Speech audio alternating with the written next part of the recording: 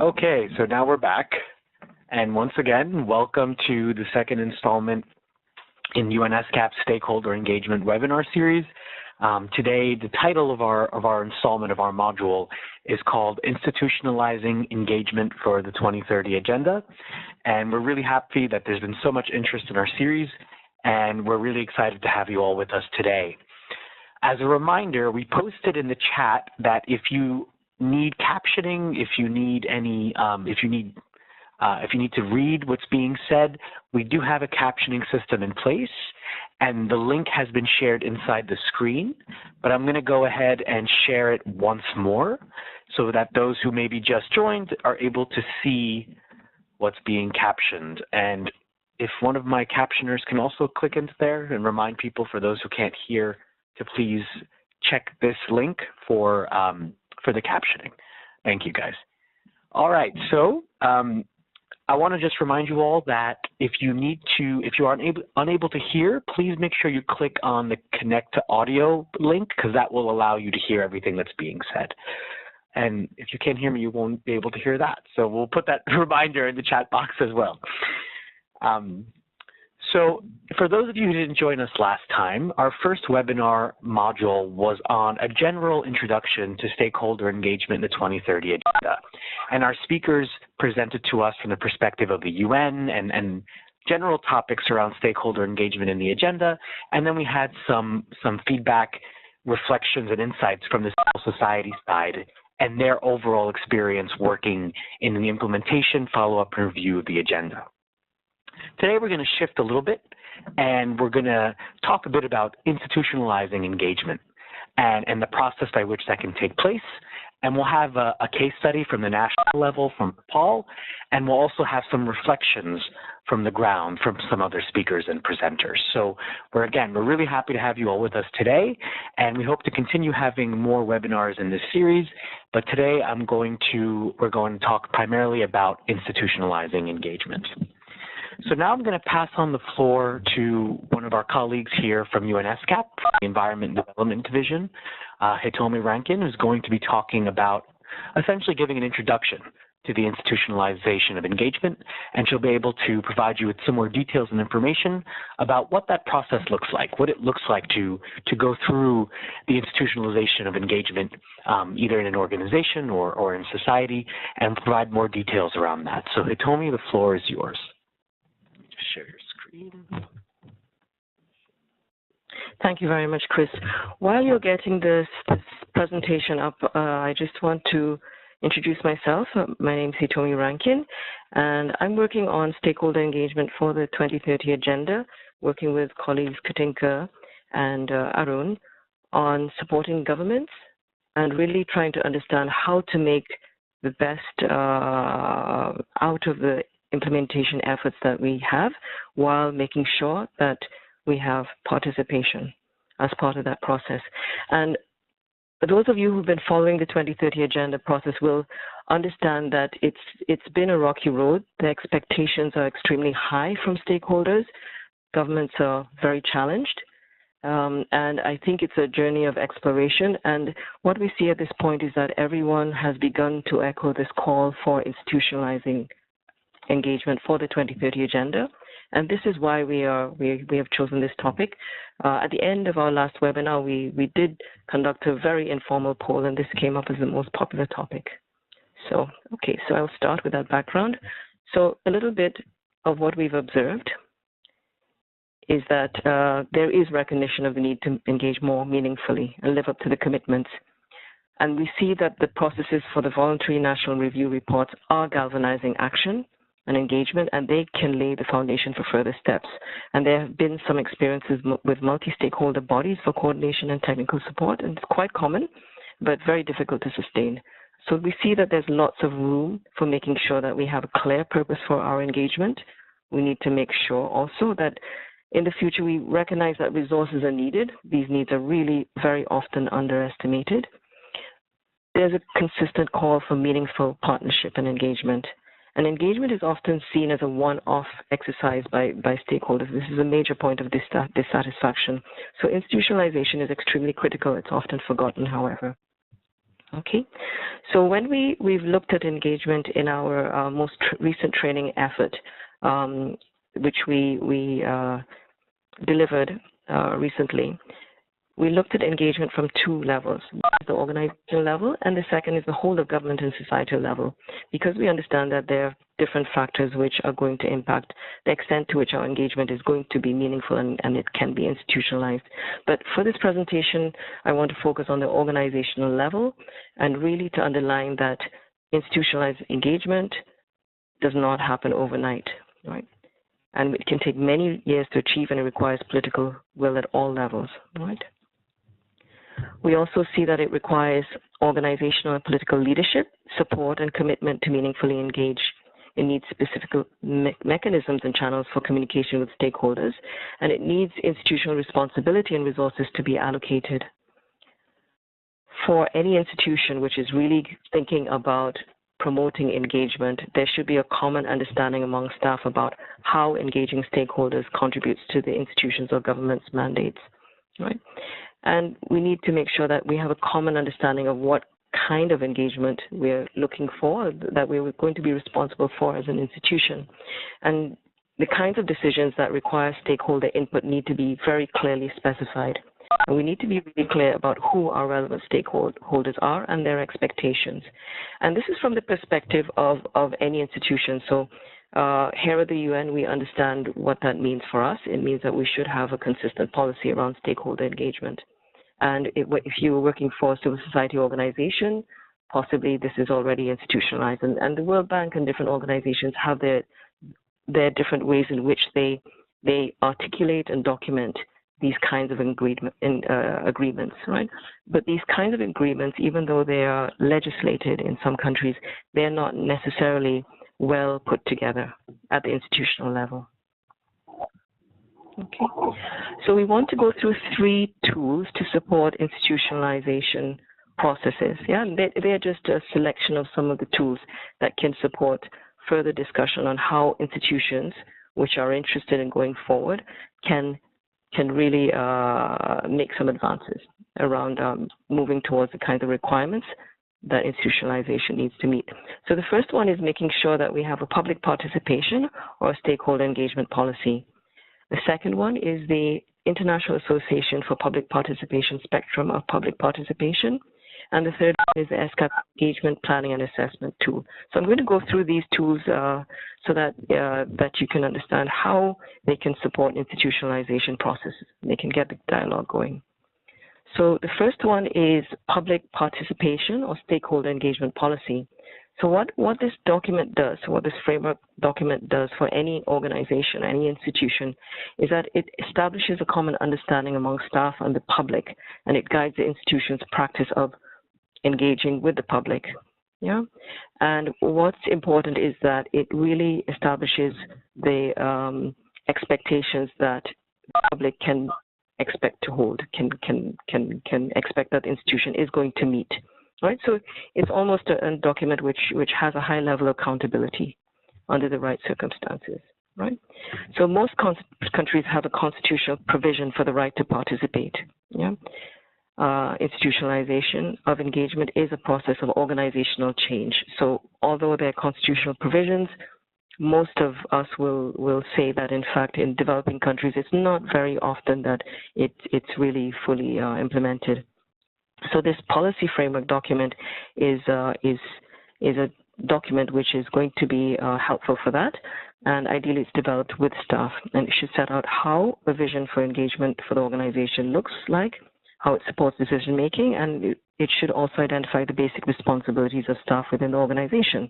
And it should really be informed by dialogue among staff and with stakeholders. And this is really very important because stakeholder engagement, institutionalization policy frameworks should really be matching the expectations of stakeholders. Right? This policy framework document should establish the standards of engagement and that the institution is expected to meet, and the issues and decisions on which engagement is needed. And these policies for engagement are relevant at all levels of government, from very local up to the top level. Okay, we've just looked at a very interesting example which comes from Western Cape, South Africa.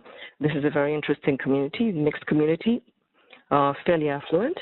But what they've done is they've made public participation policy as an important part of their way in which they deliver to their citizens.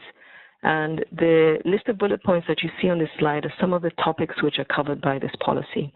Yeah. Very comprehensive document, very, very interesting. So really it covers topics such as what is the legislative framework that it responds to, what's the scope of the policy, how it's applied. It explains public participation. It talks about developing the culture of public participation. It talks about the principles which are going to guide the policy. It talks about public participation also as an obligation for public officials working for the Overstrand municipality. It also defines really clearly the municipal issues requiring community engagement, looks at the methods, it looks at the types of public participation, and under this heading, it's really looking at whether it's a policy or planning process or whether it's a monitoring process, and it's very explicit about that. And it talks about what kinds of tools will be available. So it's a tool, it's a public document, and it's also a guide, operational guide for municipal officials. Okay, so that's the first tool, right? Now, this IP2 spectrum for public participation is a very useful tool. It's a very popular tool, one of many which are promoted by the IAP2. And in this context of institutionalization, we just would like to flag that this tool helps to define the kind of engagement or the level of engagement that is required or recommended for different types of decisions that might be taken by an institution. And it can facilitate constructive consultations on the expectations of stakeholders. So if you look at the slide, you can see that across the top, there are different levels of engagement. There's inform, consult, involve, collaborate, and empower. And with each level of engagement, there's a specific goal that's identified and a promise which is made to the public. And this will guide the way in which you engage the strategies and the extent to which the public is actually influencing, or different stakeholders is influencing the decision that is being taken. So this is a very useful tool to have conversations with stakeholders about the level of engagement that they expect. Okay. So the third tool that we wanted to highlight is the Planning and Assessment tool, which is developed by UNESCAP together with the International Association for Public Participation. It defines 4 dimensions of quality engagement, and there are 24 indicators supporting this. And they're very practical indicators, right? Organizations can use this tool to evaluate their own practice. So it can be used to identify gaps in practice. Organizations can use the tool to agree internally on the quality standards that they will be expected as an organization to fulfill. And the tool can also be used to plan specific engagement processes or activities. So stakeholders can also use the tool as well to articulate to governments their expectations of the way that they would like to be engaged. And stakeholders can also use the tool to plan and assess their own engagement processes. So this is a multi-purpose tool, and I will just flip through very quickly the 4 dimensions. We mentioned it in our last webinar. So the first dimension is purposeful engagement, which means that for your engagement, you should have a clear objective, a plan, resources, responsibility, and follow-up. The second dimension is inclusive engagement, and this is really important for the 2030 agenda. And it's really making sure that in your institutional policy and your practice, that the barriers to participation of your stakeholders, whatever this kind of barrier is presented, is removed and recognized by your engagement processes and the way in which your institution works. And the third one is transformative engagement, and we put this as being one of the important dimensions of quality engagement, because we wanted to really underline that the 2030 agenda is a transformative agenda. So we're really looking at expectations of collaboration, partnership, multi-perspective dialogues to be delivered as a result of engagement. And we really would like to see quality of engagement that leads to a change in the situation before engagement and after engagement. And the fourth one is proactive engagement.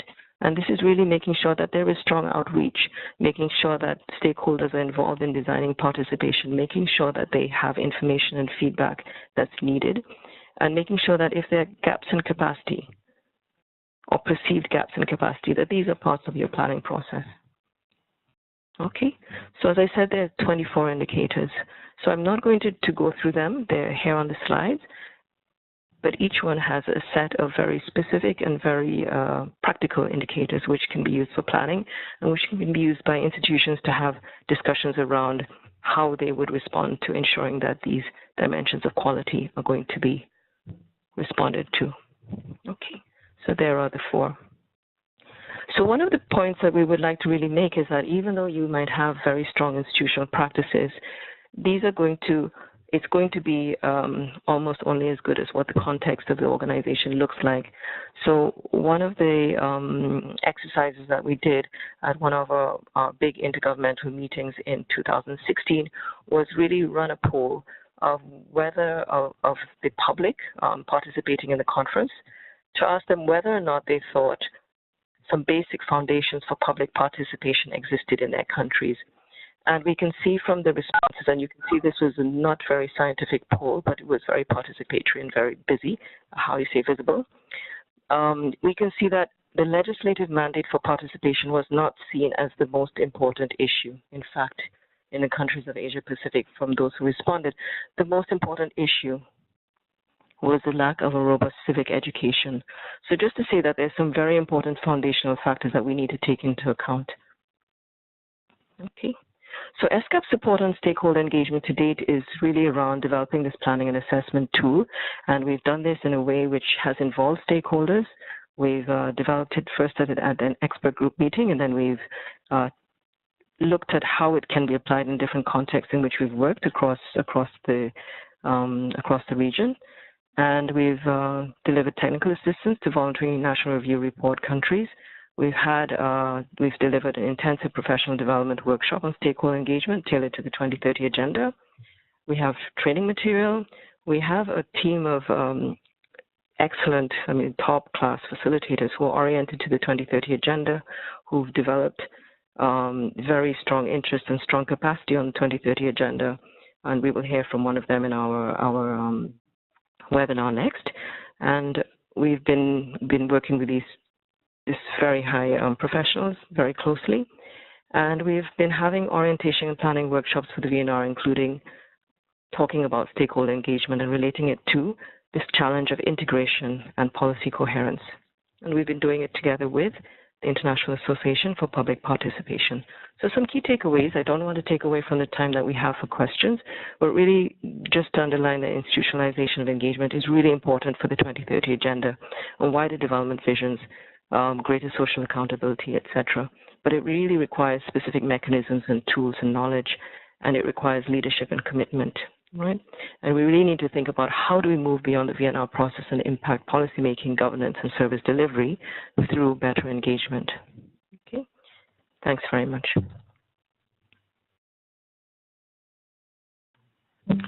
Thank you very much, Hitomi. I hope everyone was able to get a bit of introduction to institutionalization as a concept and to learn a bit about what UNESCAP is doing around this work on stakeholder engagement and providing this capacity to member states, to stakeholders, to others who are eager to be working on this, on implementing the 2030 agenda in partnership.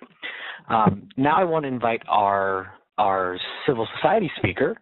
We have Daya Sagar Shrestha, who's the Executive Director of the NGO Federation of Nepal. Just to give a little bit of a biography for Mr. Shrestha, he is a development professional and civil society activist who has master's degrees in regional development planning and management, as well as sociology. He has a great deal of experience in the field of development and governance and has worked with local governments and UNDP from 1997 to 2010.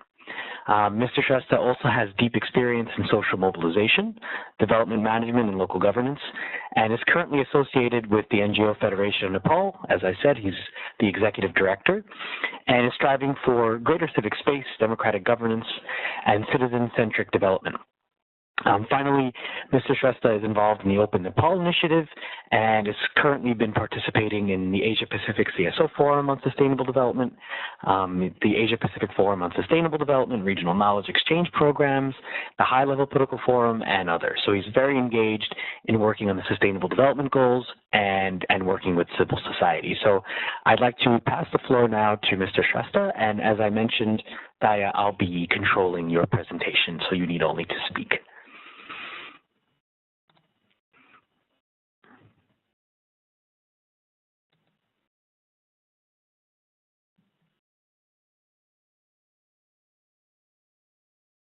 Daya, are you there?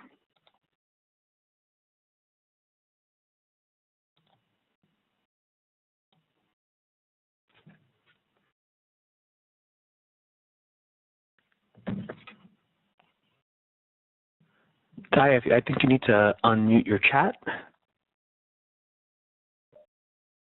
Hello. Hi, yes, we can hear you now. Okay, I can start. Yes, you can see the screen, correct? You can see your screen on? Okay, I'm going to start the presentation. Okay, thank you so much, Christopher and UNESCAP team. I want to very briefly how Nepal, in Nepal, the institutionalization process is going on and how it is being developed.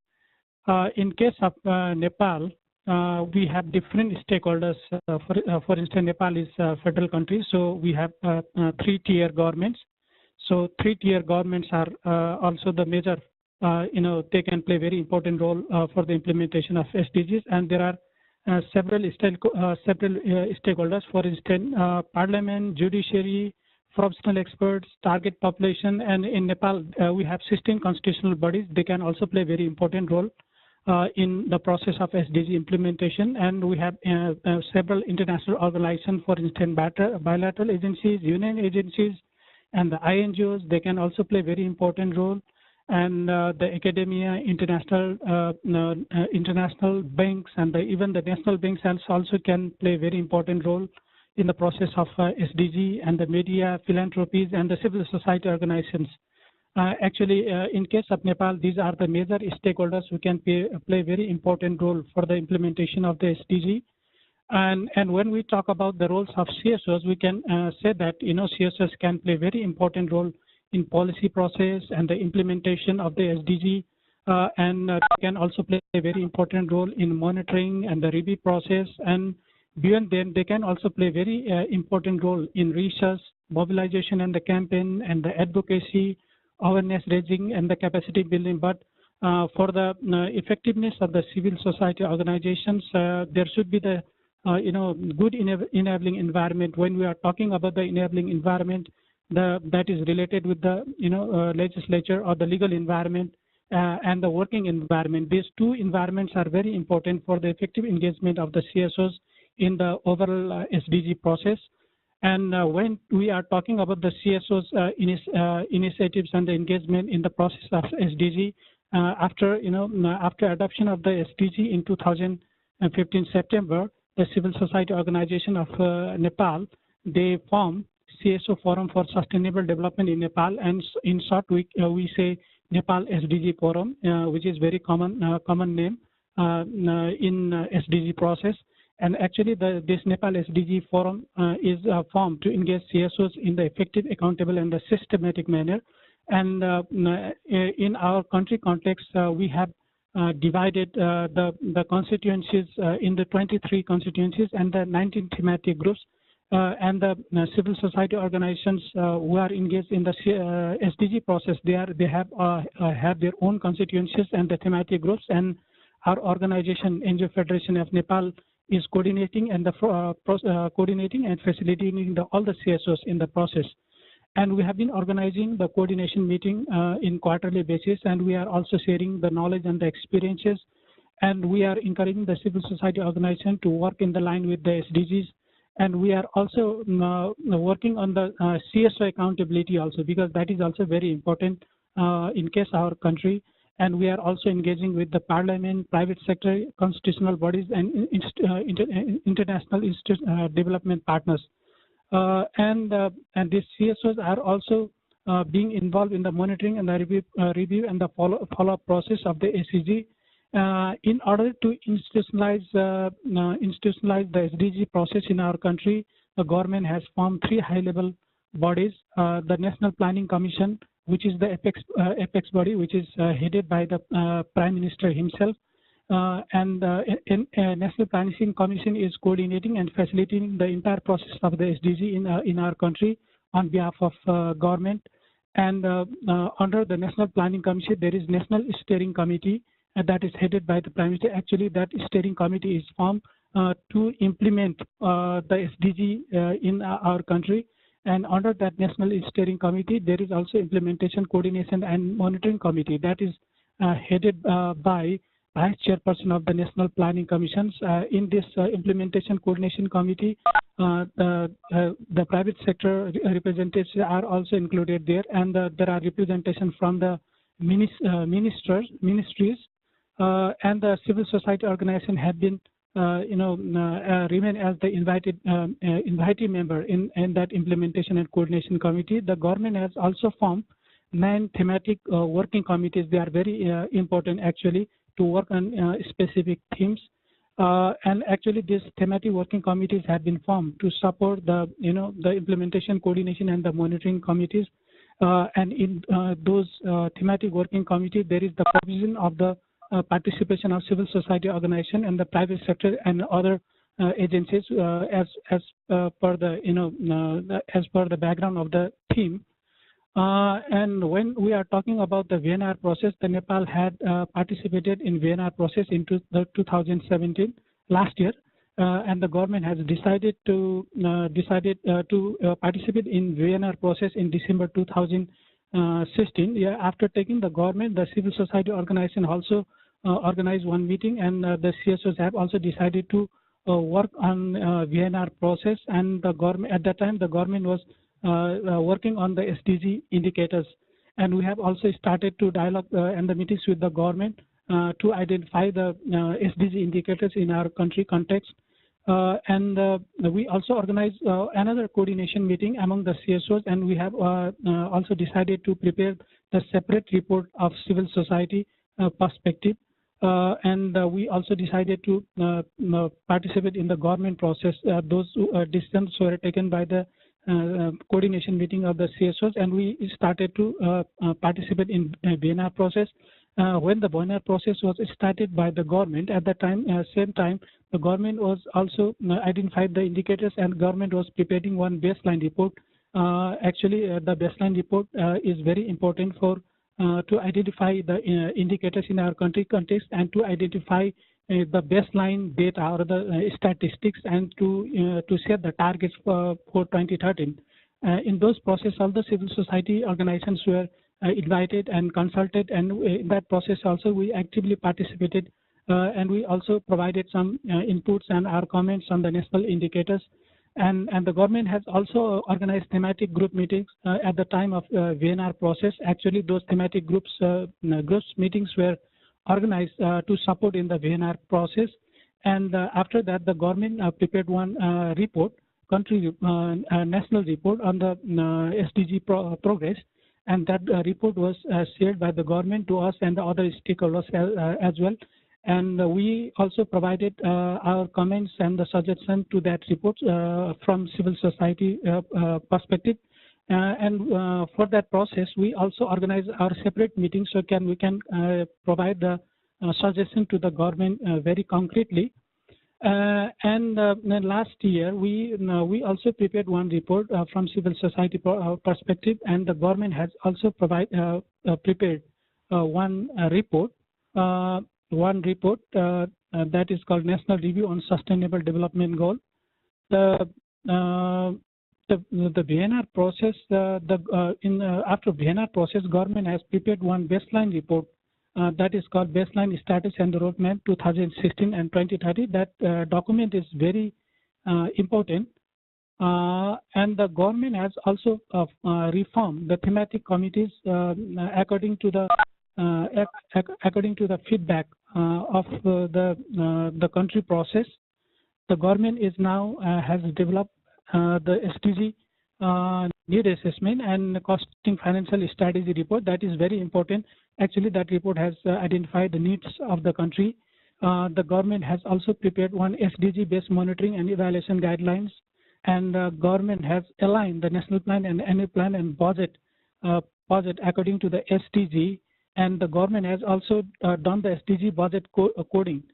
And the government has also, in last stage, government is finalizing the SDG-based local and province level planning, and the SDG process has been streamlined in the ministries. Actually, the sectoral policies have been also being developed by the government. Actually, these processes are very important. Actually, these things have been taking place after VNR. Actually, these are the activities after the VNR, and the government has CSOs have also taken some initiatives after VNR process, and we organized one meeting, and we have also developed our strategies for the year 2018. Actually, we have decided that we need to address the structural causes to end the inequalities and initiate campaign against inequalities, pressurize the government for quality education, health and services, proactive intervention for the CSOs with proactive civic spaces. Actually, these things are decided by the civil society organization, and we also published one handbook in Nepali language, so can the Nepali people can understand about the SDGs, because many materials are in English, so many people they do not understand English. So we also developed one handbook on SDG, and the civil society organization are supporting in localizing the SDG process. That is very important in our country, and in this process we are directly engaging with the province level government and the local government. Actually, these are very important for us, and the civil society organization have also formed the CSO forums at the province level and the local level, so that we can engage with the government very effectively in those levels. And we are also directly involved in capacity development process, and in capacity development process we are working with CSOs, and we are also supporting the government to enhance the capacity of the government officials at the local and the province levels. And at the same time, the CSOs are also organizing several dialogues and discourses on different themes. And recently we organized one 3rd anniversary day. That was also remained very important for us. And actually that program was organized jointly with the federal government, civil society organization, UN agencies. And we try to review the SDG process, and we also try to review the progress on different different goals in case of our country. And we based on our experience, there are some barriers to participation and for the process of engagement. For instance, supply side. Supply side means the government side, which is duty bearer. Also, there are some mindset of the authorities and the power issues. These are some issues related with the engagement, effective engagement, and it is also not mandatory, because the voluntary national review process is it is in the name voluntary. So it is not sure what extent the other stakeholders are engaged to be engaged or participate in this process. And there is also no clear idea with the government how to participate the different stakeholders in the process. And the next issue is the trust between the stakeholder and the government, and that is also remain one of the issue. And from the demand side, the level of awareness is a major issue, because still the people living at the communities at the grassroots level in the remote area, they don't have much idea about the SDG, and to what extent the government engage or CSO engage with the government. This also depends upon the demand from the CSO side. And the next is the capacity for the effective engagement. That is also another issue. And to overcome the barriers, what we can do, that we can make aware or the publicity of the SDG is very important in case of our country, and the political ownerships at the all levels, at the local level to the central level, the political ownership and the political accountability is very important. We understand, we realize that there should be the SDG should be owned by the political, because in case our country, the political parties and political leaders are very influencing. So they should own the SDG process and the SDGs. And the next thing that we should have, if we should have the national framework and implemented a strategy that works in case of participation and engagement, if we have the government-led institutional mechanisms, they are also very. I'm talking about not only at the national level, at the province and the local level. So if we have a government-led institutional mechanism, and they can ensure the participation of the different stakeholders in the SDG process. And the next thing, we realize that the tailoring the SDGs to the national, subnational, and the local context is very important, because the country is very diverse, and the one thing which is important for one local level may not be important for another. So the SDG can be contextualized and the localized. That is very important in case our country. And the next thing is the horizontal and the vertical policy and the institutional coherence is very, very important, because there should be the strong coordination and cooperations among the different government agencies at the horizontally, and that is also important at the vertically also, because we have 3 tiers of government, so that the province, there should be the good relation and the cooperation between the federal government and the province level government. And the next thing, we realize that multi-stakeholder partnership is very, very important for the effective implementation of SDG, and there should be insurance of the participation of the multiple actors, because different actors can play very important role from their own sides. And the next is coordination and cooperation among the partners. That is also the important thing for the effective engagement. And the next thing, we realize that for different levels of the government and even the CSOs and the stakeholder also, they should have the adequate human resources and the financial resources and the institutional capacity if they want to really engage in the process effectively. And the next thing, we realize that the monitoring, review, and the follow-up and accountability mechanisms are also very important for the effective engagement and the effective implementation of SDG in our process. And very quickly, I have some recommendations for BNR process. For instance, if we have national framework or guideline for monitoring and the review, that could be very important to make the BNR process very effective in our countries. We can have the institutional mechanism, multi-stakeholder mechanism, and we can have the national, subnational, and the local level. And if we have the calendar for the BNR process, that will be important. And the insurance of the participation of the stakeholders, that is also we realize from the last BNR process. And if we have a good template for the reporting, because we see that different countries have been making the BNR reports in different ways. If we have some common templates, so that could be useful. And the next is the regular cyclic order and the periodic review at the national level for the BNR process we have realized, and we are like to recommend for that for the effective BNR process. And the next points are some recommendations are practice the review process at local and the sub-national level is also very important, because in our country in last year there was no adequate consultations at the local and the sub-national level, because they can also play very important for the SDG implementation and SDG monitoring process. So we strongly recommend for the involvement of the local government and the province level government in the BNR process. And if we realize that there should be the single national platform of the CSOs to engage with the government process, because that we have realized that in our case we have formed National Nepal SDG Forum, and that is the common platform of the CSOs, and they are directly working with the government and other stakeholders. If the same national platform is formed in other countries, they will be very useful and effective in engagement process.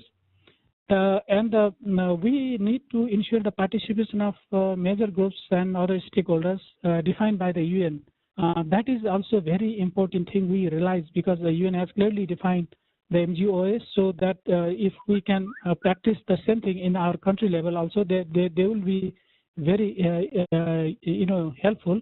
And in case our country, Dalit is the highly marginalized community in our country, so that we are trying our best to involve and engage their engagement and their participation in the entire process of the SDG, so that we can make sure the marginalized people will be highly benefited.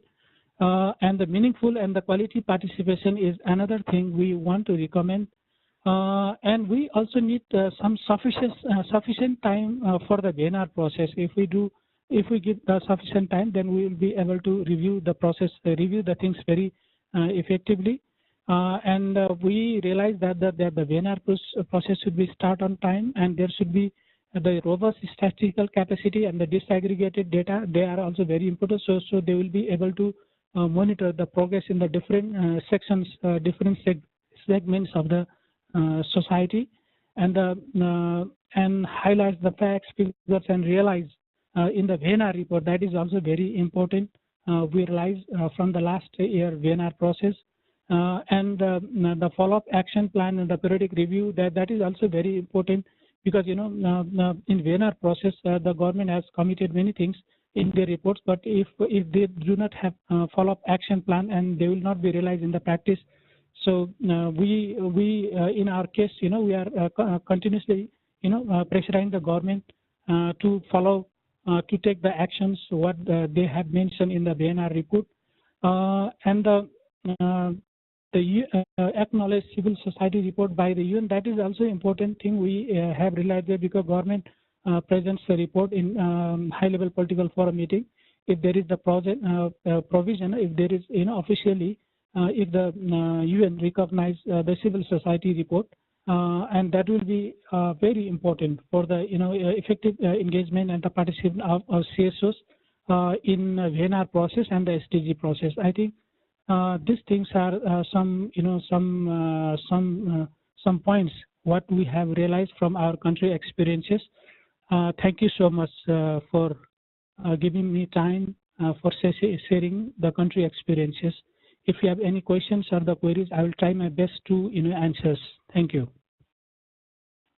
Thank you, Daya. Thank you for your presentation. I think what we've noticed here is that certainly institutionalization is a work in progress in many places, even in a country like Nepal, which has a pretty good VNR process of including stakeholders in reviewing the implementation of the 2030 agenda. As you can see, there's still a lot to be desired. And I think Daya's presentation allowed us to see that even with this great institutionalization that did take place in the country, the civil society still feels that more can be done. So thank you for showing us, Daya, some of the work that's been happening in institutionalization of engagement in Nepal. And I want to remind you all that after our speakers are finished, we'll have some opportunity for questions and answers. So please be patient with us. We're just going to have one more person speak for just a little bit. I'd like to now recognize Michelle Feenan from the International Association for Public Participation, who's going to give her insights and reflections on what was just presented by Hitomi and Daya. And just to quickly introduce Michelle, she has over 20 years of experience as a facilitator and licensed IAP2 certificate program trainer in Queensland in Australia. Michelle is also a community engagement practitioner, providing strategic planning and capacity building services to local government, private and other government institutions. Michelle's passion for working with institutions, key stakeholders, and a belief that meaningful community engagement makes for better decision-making and stronger communities is key to her success. Her current focus is about building effective frameworks and strengthening engagement practice within organizations. So Michelle, the floor is yours. Please reflect and give us some of your insights on the presentations that just took place. Thank you. Thank you very much, Chris, and thank you for the opportunity to hear two excellent presentations. Both from a framework perspective, but also from a real-time what's happening in country application. I agree with all of the points that have been shared in terms of what institutionalization of engagement, of stakeholder engagement is about, and what that might mean in terms of its practical application. There's a couple of things that from each of the presentations that I'd probably like to expand upon. The first one is Hitomi made mention of one of the important elements was about having policy that sets out a range of things for countries to consider about their direction and their vision and their application of stakeholder engagement. These items were mentioned within Hitomi's overview, but I wanted to expand on some of them. One is about the importance of having a clear set of values that underpin stakeholder engagement practice. So not only to identify what they are, but also across government to have a shared appreciation of what those core values are, and also what those values for stakeholder engagement practice, what they translate to in terms of actions and decision-making processes, so that often with stakeholder engagement, when it is about the easy stuff or about things that people are wanting and are generally in agreement for, it's a bit, and so then there's often support for the outcome. It's a lot easier, but values are often tested when we're faced with very challenging, controversial, or even conflicting areas of interest, and that's when the core values around the engagement work actually become paramount. So we would advocate from an IIPT perspective that there would be a clear understanding about what the values of engagement practice might mean and how that translates to action would be one other thing that I would add. I think from the example that was shared from the Nepal experience, what was really strong from my hearing of that story was the structure that has been set up by government for stakeholder engagement practices, and certainly at a horizontal level across government. The speaker also mentioned some of the challenges and barriers at a vertical level.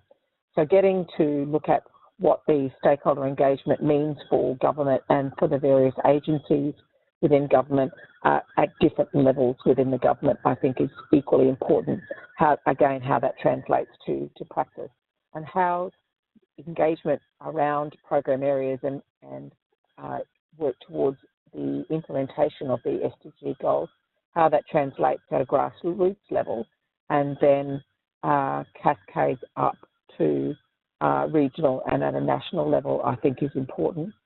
So at times I think the structure sets out some of the roles and responsibilities and perhaps the lines of delegation and authority, but I think the other way around, it would be important to also identify how the structure receives input from grassroots engagement, from CSOs, from key partners, from those that are participating in government or agency programs.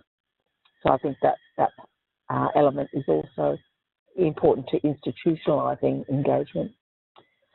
Another aspect, I think, around institutionalisation of stakeholder engagement, which may not have been touched on much, and that is the concept of impact, being able to measure what is the impact of the stakeholder engagement, so that it sets itself apart from being, so that it's not stakeholder engagement as a process, but more stakeholder engagement as a contribution to good governance, as a contribution to developing strong policy and good programs, and a contribution to changing the lives of people, which is the ultimate end of SDG implementations. Hitomi's presentation touched on one of the 4 dimensions of quality engagement, and that was transformative. And I think that's where, in that area of dimension, that measuring impact of stakeholder engagement can be best attributed. Some other aspects, I think, around institutionalisation of stakeholder engagement, and where I've seen in practice where it is strong and where it sometimes is weak, is how the principles of stakeholder engagement practice are translated across agencies in their different kinds of work. So if we think of the SDG goals and the diversity of the outcomes that they are achieving, then we're talking about different disciplines. We're talking about different, perhaps even mindsets around what engagement is or what engagement might contribute to the work. So, for example, from an environmental sector, from a social sciences sector, from an economic growth sector. So engagement in those different sectors can sometimes mean very different things, and I think it can be useful from the perspective of institutionalising engagement is to actually pick up on what some of the subtle differences amongst those different sectors might be, so that then we still have this consistent approach to stakeholder engagement from a government or from a national perspective. One last point that I would make, and that is with the tools. I think that the three tools that Hitomi has mentioned are paramount to institutionalisation of stakeholder engagement. However, there would be some others I would like to add and suggest. One is about the decision-making frameworks. So whatever is the work of that's happening around SDG implementation, I think it's important to align what is the outcomes of stakeholder engagement and what it's contributing to. So that may be about policy development, it may be about creating legislation or amending, it may be about program development, it may be about service delivery, moving down at a grassroots level. So I think it's the notion of seeing how the stakeholder engagement itself, the outcomes, actually contribute to decision making becomes something that needs to be made or should be quite visible. So the IAP2 spectrum that Hitomi mentioned helps to identify levels of participation and levels of engagement. But there's one other element that helps us to achieve that in our practice, and that is the clear establishment of engagement goals. Being really clear about not just what the work is and what needs to be done, but actually what's the real goal of engaging key stakeholders and partners with this particular piece of work. So I think those things combined with a decision-making framework, the planning and assessment framework, the IAP2 spectrum, together that bundle of tools, if you like, actually sit and create a robust framework for stakeholder engagement practice. Institutionalising it, how to get that at the hub, at the culture of a nation, comes back to, I think, those shared values, but the combination of what structure is in place to play out stakeholder engagement practice, what are the systems at play that help the people who are responsible for planning and implementing engagement processes to have a regular set of systems that they can use and draw upon to be able to do that work well. And also the clarity about what is the expectation of skills and expertise of key players, whether they are in government or BSO or key partners, what are the particular skills that are needed to be able to carry out engagement practice at a grassroots level, but also at a national and at a policy level. So those were my key reflections, and I might pause there and allow you to move on with questions from the forum, and I'll ad-lib if need. Thank you.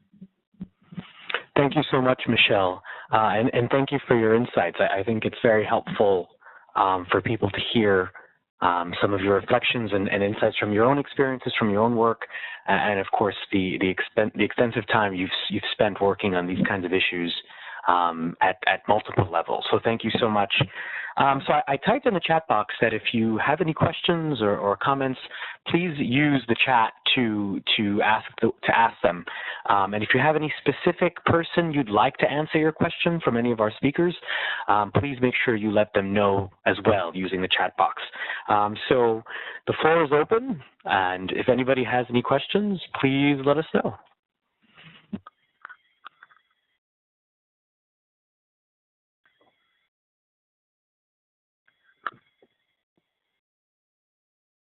How can we, hello, this is Ginker Sawal.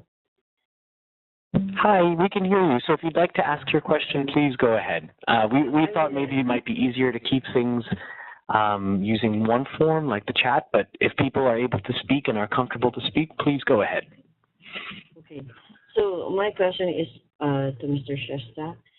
With the civil participation to the government, are there LGBT groups involved in the civil participation with the government or engagement? And what was the impact?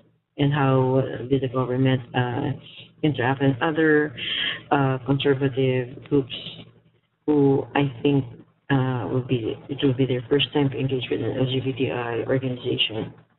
Thank you. Thank you very much. Daya, do you want to try to answer her question?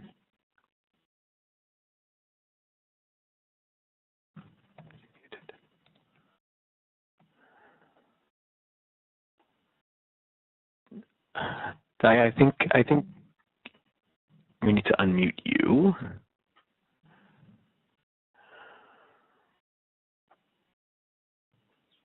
So let's take another question while we try to wait for Daya to be unmuted. Are there any other questions before we continue?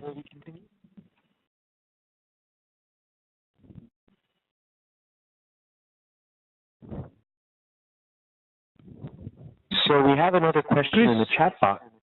Yes, so just one moment, Daya. We have another question in the chat box from Mr. Akram, and he's asking you as well, Daya, how effectively organizations that work with persons with disabilities are participating in review processes and the CSO forums in Nepal. So you have two very similar questions, Daya, one having to do with LGBTI organizations and individuals with LGBT individuals in Nepal, and the other having to do with organizations that work with persons with disabilities. So the floor is yours, Daya. Okay, Chris, actually, I already mentioned that the CSOs, all the CSOs are involved in our platform. I already mentioned that we have 23 constituencies and 19 thematic groups. Among them, there is LGBTIQ, that is also one constituency. And Blue Diamond Society is very active, very vibrant civil society organization of LGBTIQ group. And that organization is associated with our platform, and that LGBTIQ issues are being raised by Blue Diamond Society. So we can say that LGBTIQ group is also actively involved in SDG process. And regarding the disability, we have another organization, National Federation of Disabled Nepal. Actually, this is the network of organizations working on disabled and the disabled organizations, and that is also another constituency, and that organization is also in our platform, and that organization, that network is actively working on the issues of the disability in relation with the SDG. Yes, so LGBTIQ and the disability, those both are our major constituencies, and they have been actively engaging in SDG process, and they are also engaging with the government as well. Thank you so much, Daya. The floor is open again for questions.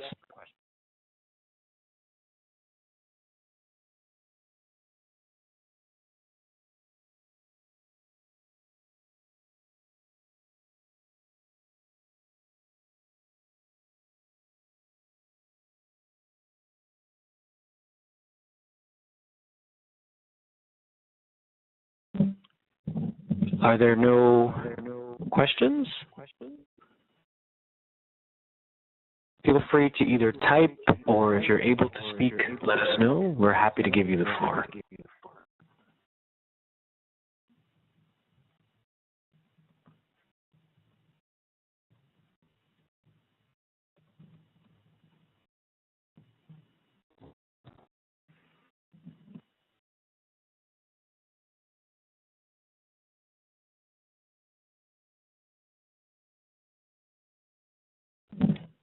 Well, what we can do is we can give people some time to think about their questions, and in the meantime, I would like to see if I'm sorry, I have an echo. If any of the speakers would like to give any final thoughts? I think we have a question.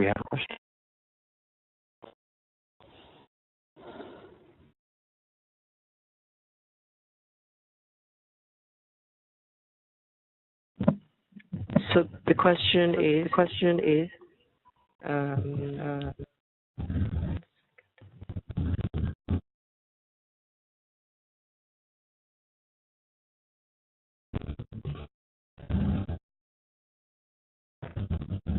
okay, so this is a question from Teresa, from Optimist International, and she's talking about the work that they do around meetings on the SDGs, and which focus on women and girls, and specifically related to SDG 6. In the opinion of the speakers, how do we, as an international organization, become more engaged in partnership to meet SDG 6?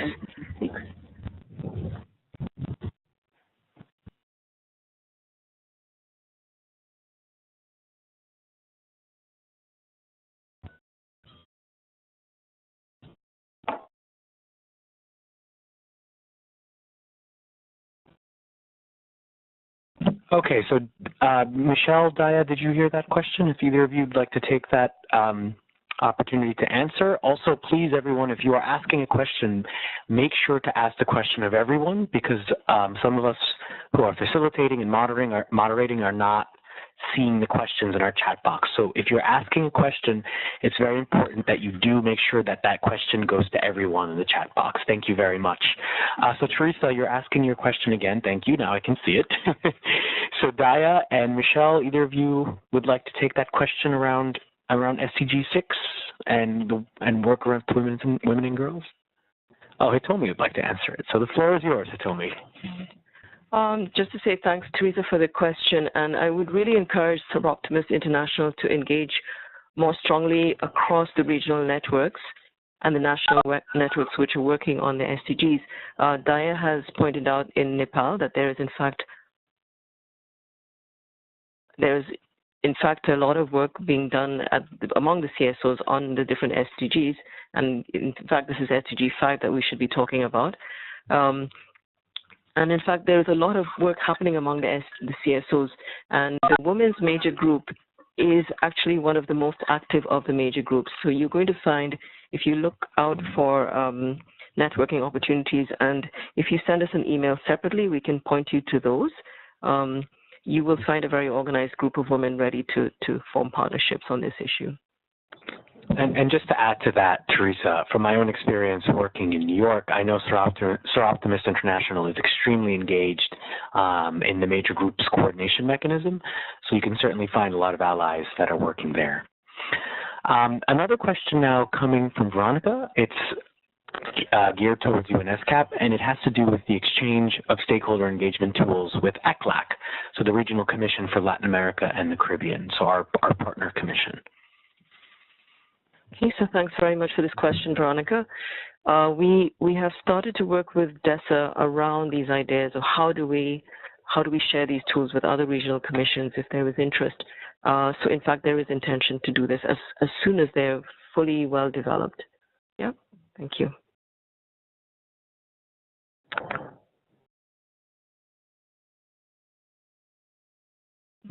Are there any more questions?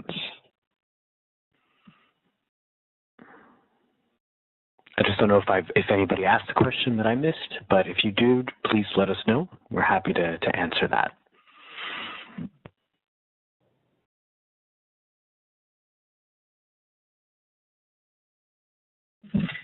Okay, I think we've answered all the questions, and I'd like to open the floor now to our speakers and presenters to possibly give any final thoughts. So Hitomi, Daya, Michelle, do either of you have any final thoughts? And if anyone has any questions, if you think of something later on, type it out and we'll come back to it. So Hitomi, any final thoughts? Okay, so thanks very much, Chris, and thanks very much also to Daya and to Michelle. It's always a pleasure to hear both of them and to work with both of them.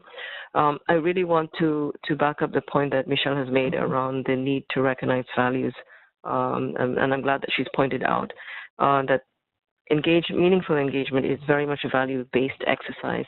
And it means that we're really looking at changing organization culture, whether you're looking at across the government or you're looking really at the municipal level of engagement, institutionalizing engagement. It's really about ensuring that there's a consistent organization culture around engagement, and we're all working to that. So thanks for that, Michelle.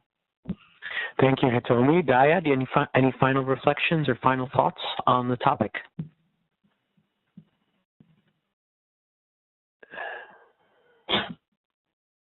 And there's also a question to Daya, so maybe. Daya, there's actually a question for you. Okay. The question says. I'm answering the question also. Okay, sure. Yes, the question says, is there a multi-stakeholder body installed in Nepal? Bodies you presented were more governmental bodies with invitations addressed to civil society, but is there something like a regular gathering across stakeholders, so a self-organized entity for stakeholders? Yeah, actually, at the steering committee, which is headed by Prime Minister, it is entirely the government body. Government, there is representations of from the government ministries. But the next committee, which is headed by the vice chairperson of the National Planning Commission, that is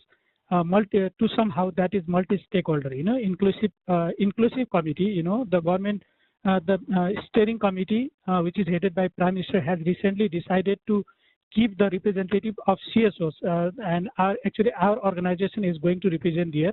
So we are not going to be invited. We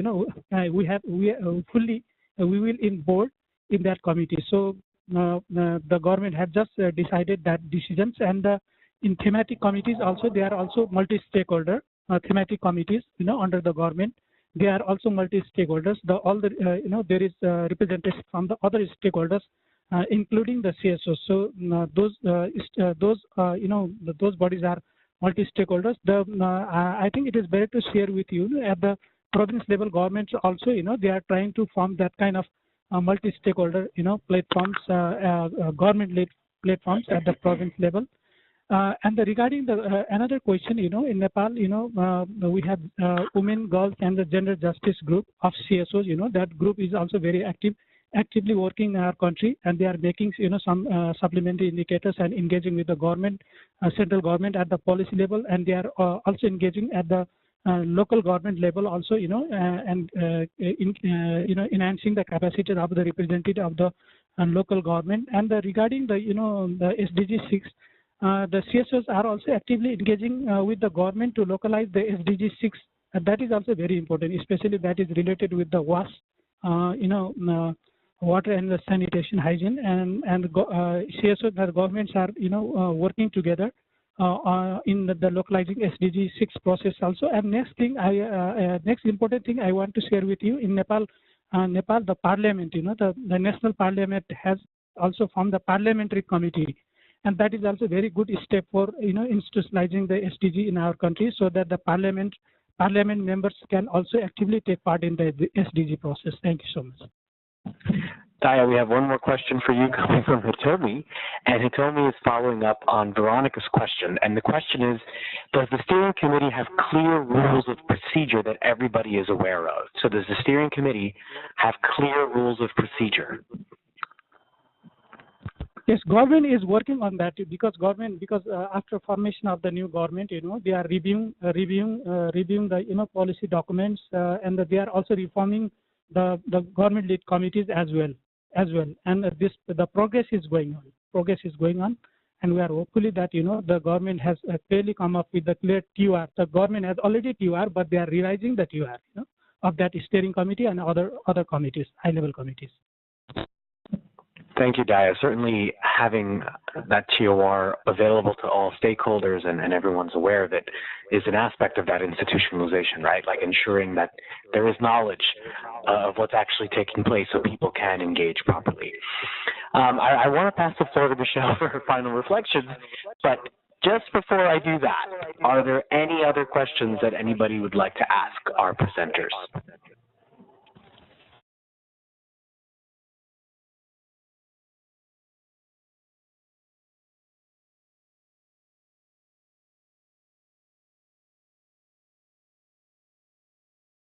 Okay, so Michelle, the floor is yours for your final reflection. Thanks very much, Chris.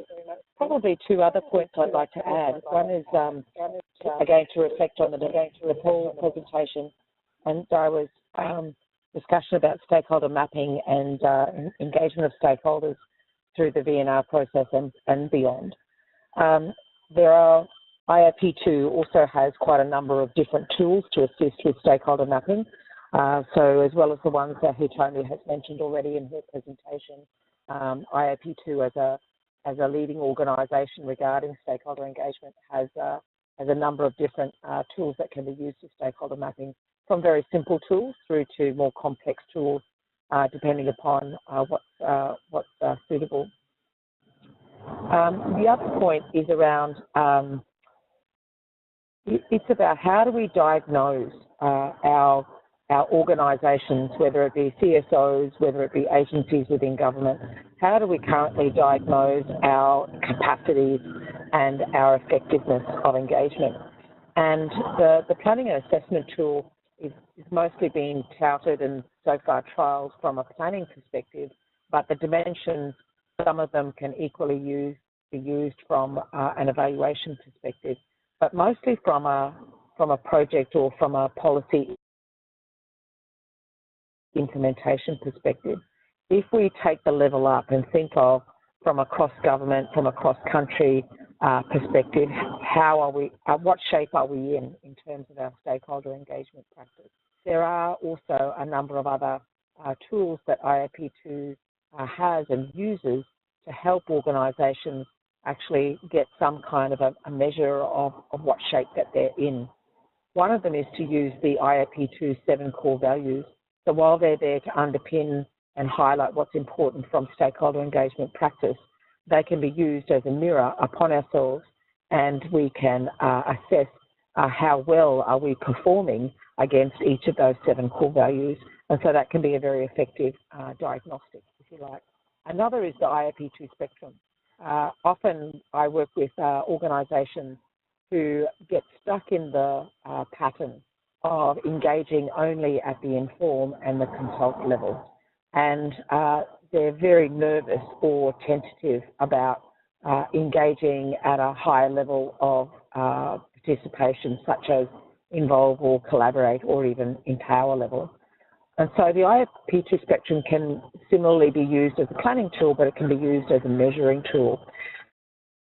And so the way that we do that, or how I encourage that with the organisations that I work with, is for them to think about who are the key groups of stakeholders, who are the key segments and sectors that they are typically engaging with around their work. And in the case of the 2030 agenda, then obviously it's about SDGs. And we can ask ourselves, what level of participation are we typically using when we are engaging these different sectors and these different cohorts? And if the answer to that is, well, quite typically we only do that at an inform or a consult level, then that gives us a clue that perhaps while we might be talking about partnerships, we may in fact not be realising the partnerships that we want to achieve. And so the spectrum can be used as a bit of a guide to reflect on what we're actually doing in practice rather than what we're aspiring to do. I said there were 2 points. Actually, I've got a third one as well. Both the speakers, Hitomi and Daiwa, talked about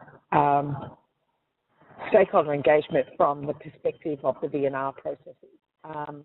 Through the work that we've been doing as a group of consultants with Hitomi and the team at UNESCAP, we've identified that while the VNR process is a very poignant, it's a very focused area for countries to be considering SDG implementation, because it's a point of focus, obviously, monitoring and reporting. But we would also strongly advocate for a focus around stakeholder engagement at the planning realm and also at the implementation realm. And in that, where countries are in their processes of or looking at how their SDGs fit or align with their national plans, or in fact if they're fine-tuning their national plans because of what's evolved through SDGs goals, as well as even post-VNR, what's come through from their reporting process. I think that that's a very vital time in which stakeholder engagement can be pivotal. And I think it reflects on some of the questions that have been asked in this forum as well, that the opportunity for CSOs, key partners, academia, the private sector, all being able to contribute to the national planning and how that aligns with the, or incorporates rather, the SDGs of most importance for each country, I think can be an important piece, certainly for setting in place the important relationships that might be needed during the implementation phase. So I wanted to just add those, I guess, three key points to the discussions that have been held so far today. Thank you very much, Michelle. And as Michelle was speaking, I tried to illustrate a bit what she was talking about by putting back Hitomi's slide with the IAP2 spectrum of public participation. So I think it may have been helpful to some of you to kind of see some of the issues that Michelle was talking about. So thank you very much, everyone. we really appreciate everybody's interest and participation in our webinar series. And we are really eager to ensure that our series can continue and have strong participation going forward. But this topic on institutionalization has become quite important to me in my work here at UNESCAP, and it's made me realize just how important it is to ensure these permanent mechanisms for engagement exist, that there's a common understanding of values and information between stakeholders and the government, and that there is really an increase in understanding and knowledge of the type of stakeholders that are out there, that organizations, institutions, the government needs to really reach out to ensure that no one is being left behind, as the 2030 Agenda likes to remind us so often, that we have to leave no one behind. So thank you once again. We will send out updates soon once the recording from this webinar is complete, and once we have some more documents, we'll share as much as we can with you all as a follow-up to this webinar. And if you have any colleagues or friends who are interested in our work, please make sure to share those documents and the recordings with them. We hope to see you at future webinars in our series, and thank you especially to our speakers, to Hitomi, to Daya from Nepal, and Michelle from Australia for their insights, for their presentations, and for their reflections. Thank you very much, everyone. Have a wonderful evening, a day, wherever you are in the world. Enjoy.